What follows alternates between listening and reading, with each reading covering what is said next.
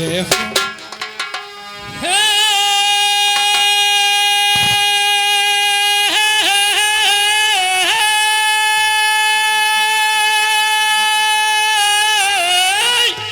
जय हो।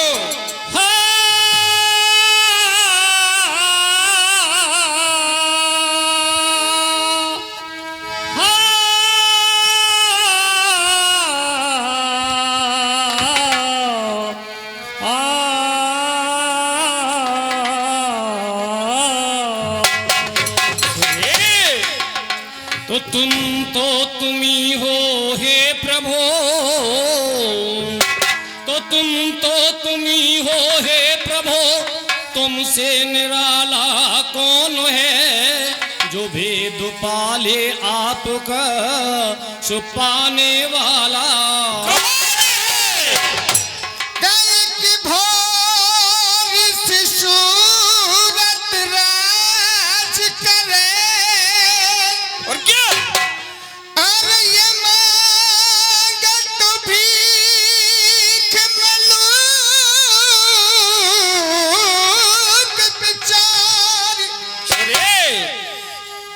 छात्र की छाँव में मौज करे, एक धूप में चादर की छत डारी, एक पत के संग एक पत के संग में मौज करे,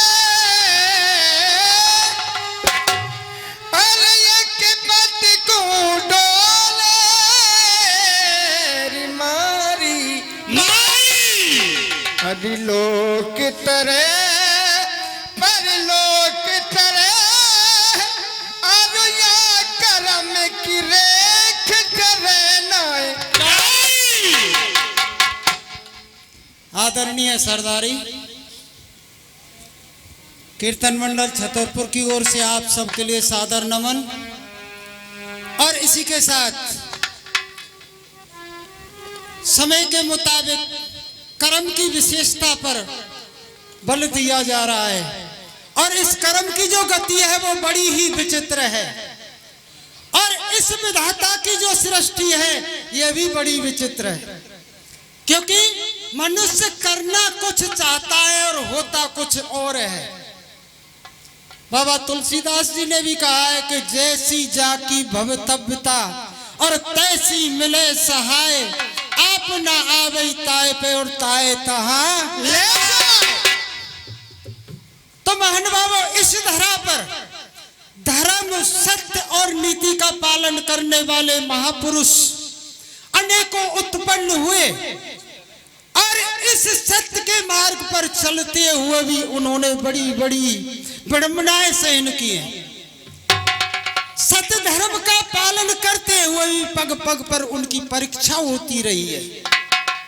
ऐसे ही धर्मनीक राजा अवध के महाराज दशरथ जी हुए, जिनका परिवार बड़ा ही हंसता खिलता था, और 4 राजकुमार जब उनके कुछ योग हुए तो उन्होंने अपने बड़े पुत्र को राज देना चाहा, लेकिन विधाता को स्वीकार नहीं हुआ, और उस कर्म में भी एक महारानी केकई के द्वारा बात उत्पन्न कराई, और महारानी केकई ने अपने वरदानों में उस पुत्र के लिए जैसे वो प्राणों से प्रिय मानती थी उसके लिए वनवास मांगा है। तो महाराज दशरथ किस प्रकार से आज अपनी प्राण प्रिय रानी के लिए निवेदन कर रहे हैं कि हे स्वामी, हे प्राण प्रिय, तुमने ये क्या किया।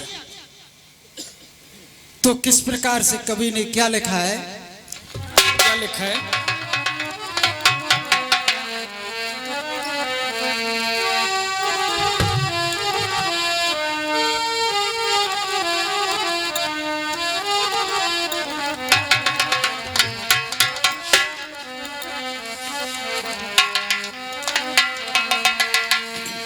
खिलते चमने को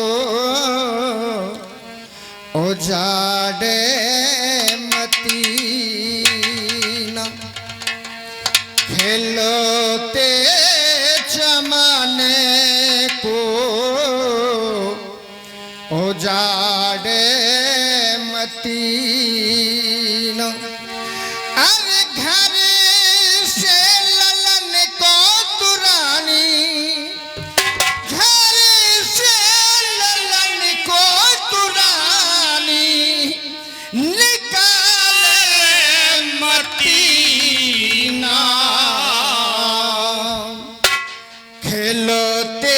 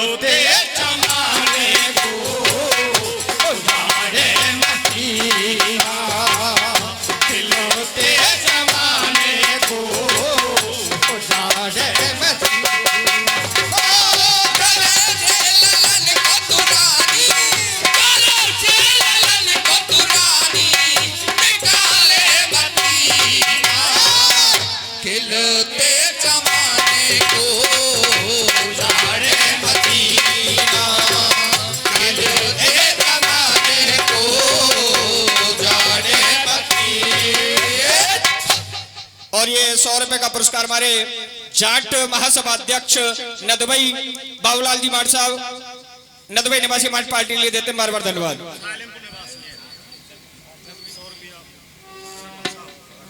और 100 रुपए का पुरस्कार हमारे सरपंच साहब राजू जी हमारी पार्टी के लिए देते हैं, बार बार धन्यवाद। और 100 रुपए हमारे अंकल जी बिजबारी वाले साहब हमारी पार्टी के लिए देते हैं, बार बार धन्यवाद। और 100 रुपए का पुरस्कार हमारे चंदन काका जी कटारा निवासी हमारी पार्टी के लिए देते हैं, बार बार धन्यवाद। राधे राधे चल।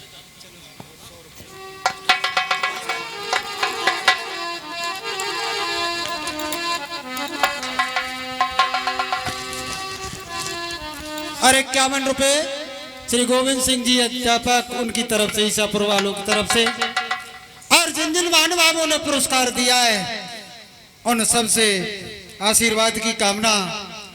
महानुभावों, महाराज दशरथ रानी के सामने गिड़गिड़ा रहे हैं और बार बार निवेदन कर रहे हैं कि महारानी तुम नहीं जानती कि तुम क्या मांग रही हो, क्योंकि जो वरदान तुमने मांगा है इस वरदान का कारण तो पतन होना है, पुत्र वन में चला जाएगा। और ये राजा दशरथ, क्या तुम ये समझती हो कि तुम्हारे पास में जिंदा रह जाएगा?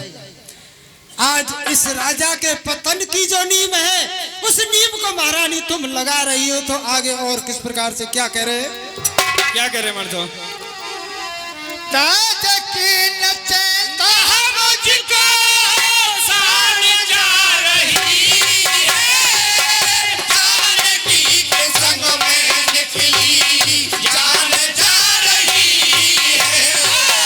ताज की नचे कहा मुझको सान जा रही है, जानकी के संग में निकली जान जा रही है।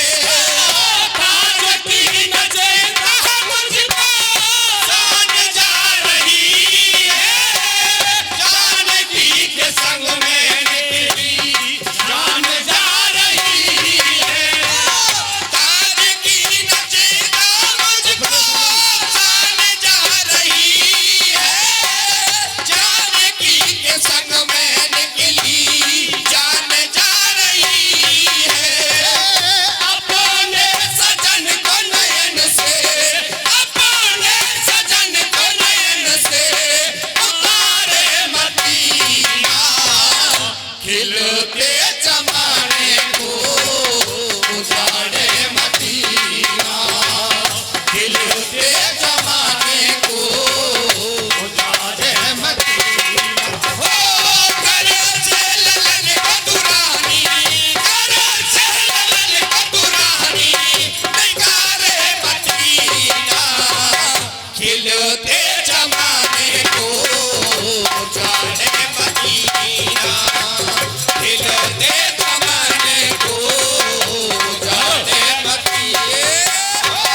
करे से ललन बदुरानी, करे से ललन बदुरानी, निकारे मदीना, खिलते जमाने को उतारे मदीना, खिलते जमाने को उतारे मदीना।